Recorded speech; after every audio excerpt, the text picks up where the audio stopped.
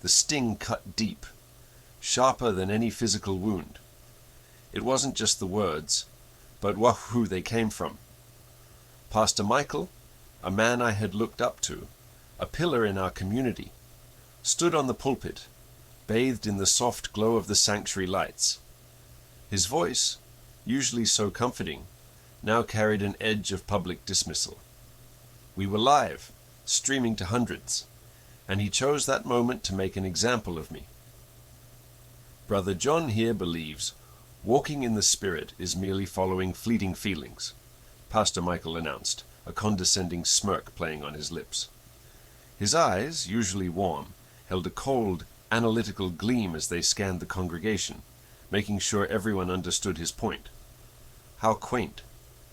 True spiritual maturity understands order, not emotional whims. My chest tightened. It wasn't just a disagreement.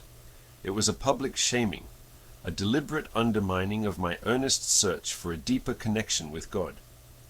He painted my interpretation, my heartfelt longing to truly understand what the Bible meant by walking in the Spirit, as naive, even childish. He stripped it of its sincerity, reducing it to something frivolous and unthinking. The words hung in the air, heavy and final. Instead of the anger I expected to feel, a chilling clarity washed over me. It was a strange, almost detached sensation. I simply bowed my head, a quiet, almost imperceptible nod. My hands, resting on my lap, remained still. There was no shaking, no sudden clenching of fists, just a calculated stillness. It was as if a puzzle piece, long missing, had finally clicked into place. The picture it formed wasn't pretty, but it was undeniably clear. A ripple of discomfort spread through the congregation. I could feel it, a subtle shift in the atmosphere. Heads turned, whispers started, soft as rustling leaves. I knew some people had always respected my sincerity, my genuine desire to live out my faith fully.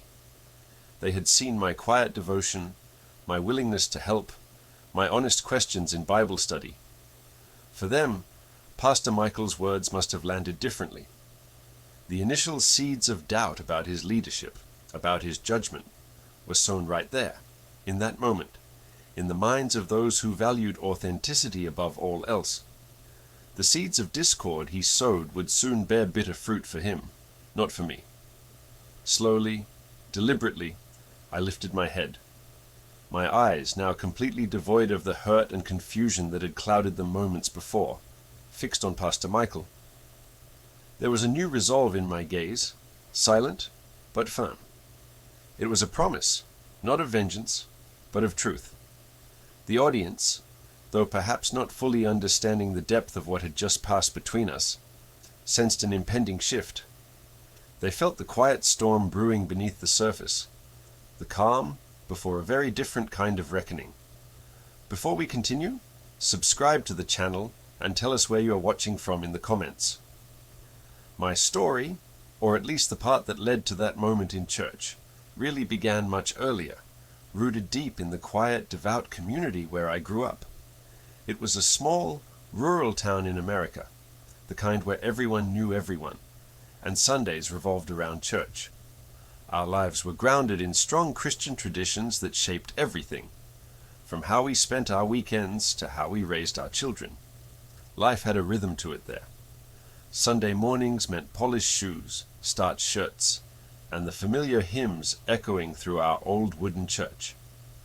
After service, there were always potlucks, tables laden with casseroles and pies, and the air filled with laughter and conversation. Faith wasn't just something we talked about on Sundays. It was woven into the fabric of our family life. My parents, simple and hard-working people, instilled in me a deep love for Scripture.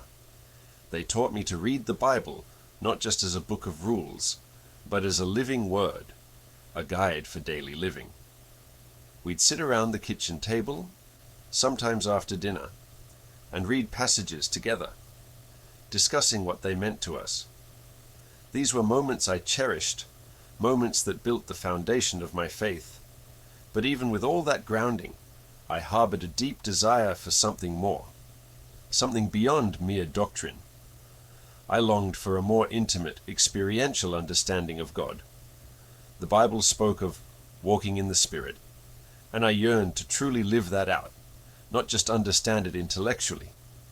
I felt a disconnect sometimes between the profound truths I read and the practical, everyday experience of my faith. It wasn't that I doubted, it was that I wanted to feel it, to know it in a way that transformed my every step. My vulnerability lay in this earnest, almost childlike faith. Sometimes, in environments that prioritized rigid theological frameworks, my hunger for a direct, personal encounter with the divine felt out of place. It was a quiet struggle, one I mostly kept to myself, but it was always there, a persistent whisper in my heart. Then Pastor Michael arrived. He was charismatic, articulate, and seemed to possess a deep well of knowledge. When he spoke, he commanded attention. He effortlessly wove scripture into compelling sermons, and he seemed to offer a path to that deeper understanding I craved. He spoke of spiritual growth, of moving beyond superficial faith, and his words resonated deeply with my own unspoken desires. I saw him as a spiritual mentor, someone who held the keys to unlock the mysteries of faith that still felt just out of my reach. He was the one I looked up to, the one I believed could guide me in truly walking in the Spirit. I respected him immensely. His sermons were always thought-provoking, his counsel sought after by many in the congregation. He had an answer for every question, a scripture for every situation. I admired his confidence, his seemingly unshakable grasp of theology. This deep respect, this genuine admiration I held for Pastor Michael, created the fertile ground for everything that followed. My earnest seeking, my sincere desire for spiritual depth, combined with his seemingly authoritative guidance, set the stage for the clash of interpretations that had unfolded so publicly in church. I truly believed he was the one who could help me bridge the gap between intellectual understanding and lived experience, between the words on the page and the vibrant reality of a Spirit-filled life. It was this trust, this hope, that made his later actions all the more painful. That trust, that hope, slowly began to crack, not all at once, but in small, almost imperceptible ways over time. Looking back, I can see the moments, the little interactions that chipped away at my admiration for Pastor Michael. They weren't dramatic confrontations at first, just subtle shifts in how he responded to me, how he handled my genuine questions. There were times when I'd go to him, excited about a new insight from Scripture, or sharing a profound spiritual experience I'd had, hoping for guidance or affirmation. He'd listen, sometimes with a polite nod, but then he'd often dismiss my thoughts as overly emotional or lacking theological depth. It wasn't a direct insult, but it felt like a gentle pat on the head, telling me my feelings weren't as valid as his structured understanding. He'd promised to delve deeper with me, to help me understand the true meaning, but those deeper conversations rarely materialized. Instead, he'd steer the conversation back to established doctrine, a safe, familiar territory where my personal experiences seemed to have no place. It was like he was saying, "Your feelings are nice, John, but let's get back to what's really important. What I say is important." Then came the veiled humiliations. These were harder to pinpoint, but they stung just as much. During Bible study, if I shared an interpretation that differed slightly from his, he wouldn't outright correct me aggressively. Instead, he'd use a soft tone, a gentle chuckle, and say something like, "Ah, Brother John, that's an interesting perspective, but perhaps we should consider the Greek etymology here." Or, "While that feels right, the broader theological context actually suggests." He'd then proceed to explain his view, making my own insight feel simple, naive, even foolish, all under the guise of sound doctrine. It made me hesitant to speak up, to share what I felt the Spirit was revealing to me, because it almost always ended with me feeling a little smaller, a little less intelligent in front of the others. He was good at making you feel corrected without ever actually raising his voice. He also had a way of subtly manipulating me and others away from anything that didn't fit his rigid worldview. If I mentioned exploring contemplative prayer or diving deeper into spiritual gifts, he'd immediately bring up dangers and deception, citing vague warnings about people going astray. He never gave concrete scriptural backing for why. These practices were dangerous, just a general sense of unease and a stern look that implied I was treading on thin ice. It wasn't outright forbidding, but it was enough to make me second-guess myself, to pull back from exploring paths that felt genuinely exciting and spirit-led. He wanted everyone on his path, and any deviation was quietly brought back into line. One time, I shared a truly profound spiritual experience I had during a personal prayer retreat. It was deeply moving, something that had shifted my perspective and brought me immense peace. I shared it with Pastor Michael, hoping he would understand, perhaps even celebrate with me. Instead, he listened patiently, then publicly attributed it to my overactive imagination during a sermon, using it as an example of how our emotions can sometimes lead us astray if not properly grounded in solid theology. He didn't name me, but everyone knew I had just shared that story with him. It felt like a punch to the gut, a complete invalidation of something deeply sacred to me. It wasn't a genuine encounter with the Spirit in his eyes, just my mind playing tricks. The public dismissal in church, the one that started all this, wasn't an isolated incident. It was the culmination of years of these subtle psychological and spiritual undermining tactics. It was the final, public blow to my sincere faith, a moment where all those small cracks finally gave way. I had always admired him, always looked up to him, and in return, he had slowly, methodically, chipped away at my confidence, my spiritual insights, and my genuine experiences. That day, standing there in front of the congregation, I realized it wasn't just about a differing interpretation of Scripture. It was about control, about his need to be the sole authority, and about his profound inability to see or validate anyone else's genuine spiritual journey if it didn't perfectly align with his own. The sting wasn't just from his words, but from the weight of all those past moments, all those broken promises and veiled criticisms, finally coming to a head in the most public way possible. The emotional atmosphere within the church, and for me, became heavy and unsustainable after that public humiliation. It was like a thick fog had settled, making it hard to breathe, hard to see clearly. I started voicing my concerns more openly, not just about walking in the Spirit, but about other things I saw that felt off. This led to a series of strained private conversations with Pastor Michael. He'd call me into his office, close the door, and his voice would drop, becoming almost a whisper, but the words were sharp. My questions about transparency, about the church's direction, about the emphasis on rules over grace, were met with increasing defensiveness. He'd talk about divisive spirits and how Satan loves to sow discord in the flock. It wasn't a direct accusation, but the implication was clear. I was the problem. Whispers started among the congregants. You could feel it in the air, a tension that hummed beneath the surface of every Sunday service, every potluck. Some people, the ones who had quietly shared my yearning for a deeper, more authentic spiritual experience, would nod subtly when I spoke, or give me a sympathetic look. They understood, or at least they wanted to understand. But there were others, fiercely loyal to Pastor Michael's established teachings, who would turn their backs when I approached, or engage in hushed conversations that stopped abruptly when I walked by. They saw me as a challenge to their comfort, to the order they cherished. I started feeling the weight of judgment from long-time church members.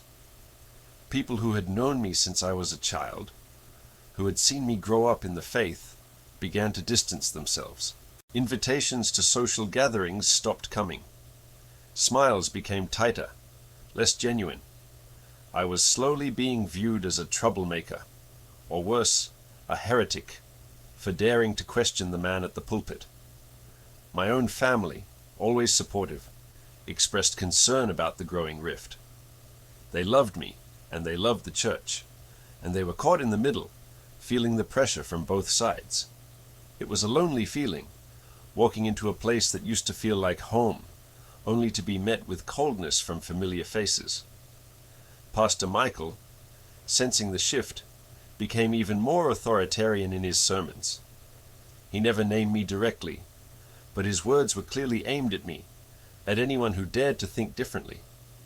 He would preach about those who seek novelty instead of tested truth, about those who challenge established order instead of submitting to spiritual authority. He doubled down on his rigid interpretations, emphasizing obedience to leadership above all else, making it sound like questioning him was equivalent to questioning God. He painted a picture where unity meant absolute conformity, and any deviation was a threat to the entire church body. His voice would grow louder, his gestures more emphatic, as if trying to drown out any dissenting thoughts with sheer volume and conviction.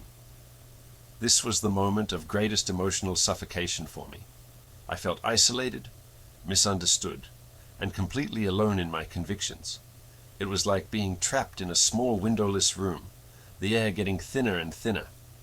Every Sunday felt like a battle, every interaction a test. I found myself teetering on the edge. Part of me wanted to just give up, to abandon this spiritual quest that was causing so much pain and division, to just walk away from the church, from the faith, from everything I'd ever known. But another part, a stubborn, quiet voice deep inside, knew I couldn't. I couldn't abandon the truth I felt in my heart, even if it meant confronting this escalating conflict head-on. The pressure was immense, but so was the conviction that I was fighting for something real, something vital, not just for myself, but for what I believed the church truly stood for. The suffocation I felt, the constant pressure, it all changed in an instant. It was a Tuesday evening, a day like any other, when a quiet knock came at my door. It was old Mr. Henderson, one of the church elders, a man who rarely spoke above a whisper, but whose eyes held a deep, steady wisdom. He looked tired, older than his years, and his hands trembled slightly as he held out a thick envelope. "John," he said, his voice barely audible, "I can't keep this to myself anymore. It's about Pastor Michael." Inside the envelope were photocopies, meticulously organized, bank statements, invoices, internal church memos. As I started to read, a cold dread crept over me, slowly turning into a burning anger. Pastor Michael, the man who preached austerity and sacrificing for the community, had been subtly altering church records and financial statements. Funds, specifically earmarked for our community outreach programs, the soup kitchen, the winter coat drive, the youth mentorship initiatives, were being diverted. Not just a little here and there, but significant amounts, funneled into personal accounts, paying for lavish trips and renovations to his already large home. He had been preaching about spiritual maturity, understanding order, not emotional whims, all while systematically stealing from the very flock he claimed to shepherd. It wasn't just a theological disagreement anymore. This was a fundamental betrayal of trust, a deep violation of Christian principles. The evidence, laid bare in my hands, solidified my resolve in a way no amount of spiritual debate ever could. This wasn't about interpretation. It was about integrity. The revelation hit me like a physical blow, but it also brought a chilling clarity. My fight was no longer just for a deeper spiritual experience. It was for truth itself.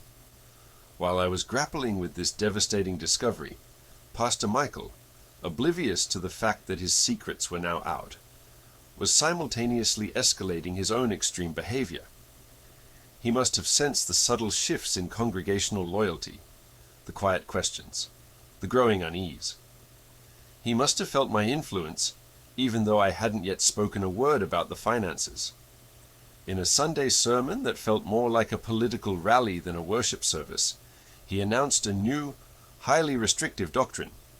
He called it the doctrine of unquestioning submission, a grotesque twist on biblical teaching. This new rule effectively excommunicated anyone who dared to question his authority, his interpretations, or his leadership. It was a direct, thinly veiled attack on me and anyone who had shown an ounce of support for my views.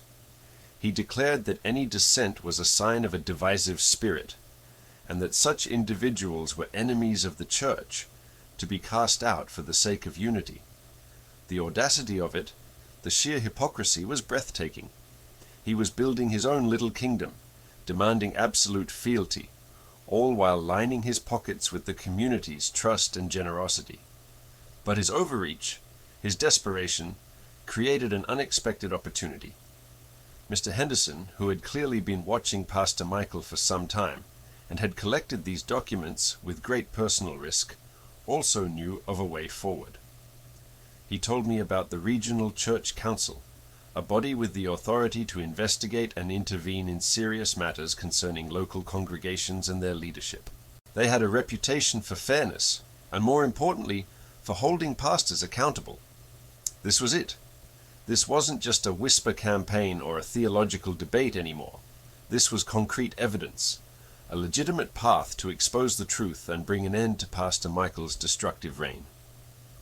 This moment completely shattered the cycle of suffering and doubt I had been trapped in. The narrative shifted, not just for me, but for the entire community.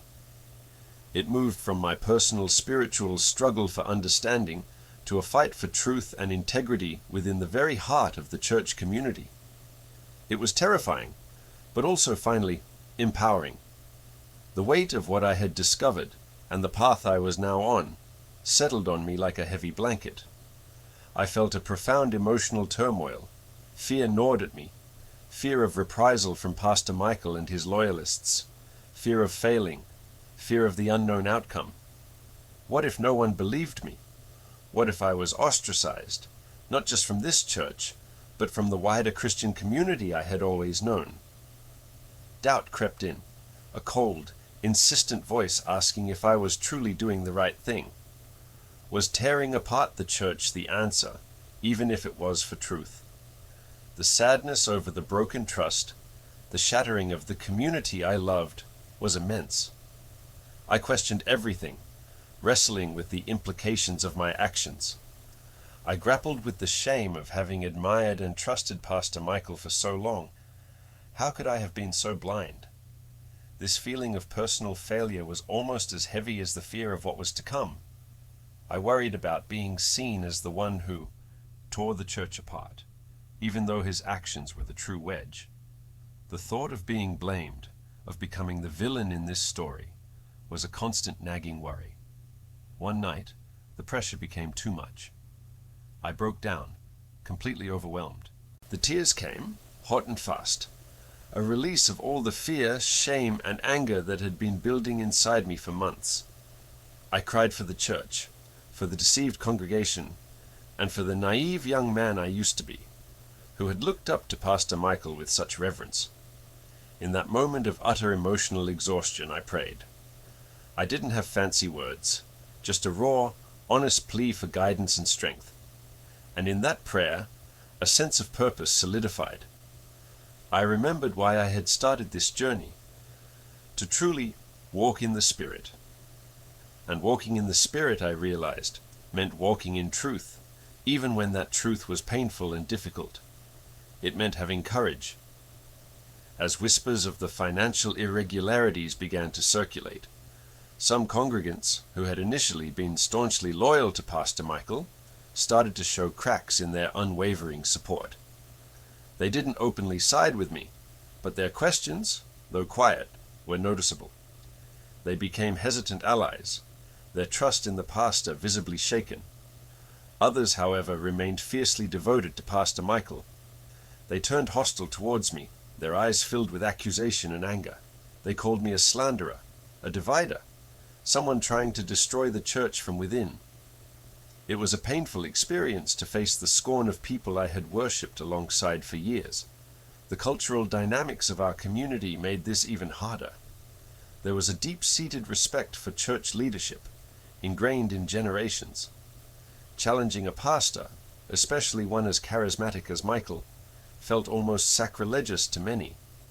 This made my stand incredibly difficult.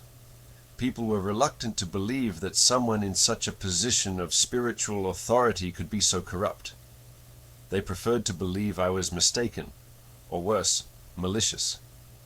Yet, there was also a strong undercurrent of American values, transparency and accountability. These values, though sometimes hidden beneath layers of tradition, began to surface as the scandal unfolded, influencing how some people reacted to the growing evidence. The emotional toll on me was deep. There were days I felt utterly drained, physically and mentally. But through it all, a new strength began to forge itself within me. This ordeal solidified my conviction that true faith demanded integrity and courage, not blind obedience to a flawed leader. It wasn't about being popular or avoiding conflict. It was about standing for what was right. My understanding of walking in the Spirit was deepening in ways I never expected, teaching me that spiritual maturity wasn't about avoiding difficulty, but facing it with unwavering truth. With the quiet strength forged in those difficult months, I began the slow, painful process of healing and rebuilding. The sympathetic church elder, who had risked so much to share the truth, stood by me, offering counsel and practical support. Together, we meticulously organized the evidence, preparing for the inevitable confrontation with the church council. It felt like walking through treacle, every step heavy with consequence, but the resolve born from my breakdown remained firm. When the day finally came, presenting the evidence to the council was daunting. The room was tense, filled with a mix of disbelief, anger, and a desperate hope for clarity. I laid out the altered records, the diverted funds, the undeniable proof of Pastor Michael's deception. The elder spoke, confirming the authenticity of the documents and explaining how he had uncovered the truth. The council members, initially skeptical, grew visibly distressed as the full extent of the betrayal became clear. They conducted their own thorough investigation, confirming every detail I had presented. There was no denying it. Pastor Michael's actions were a blatant breach of trust and a profound misuse of his position. The consequences were swift and severe. Pastor Michael was stripped of his pastoral duties, his tenure ending not with honor, but with disgrace. The council formally excommunicated him from the church, a public declaration of his moral and spiritual failing. The community was deeply shaken.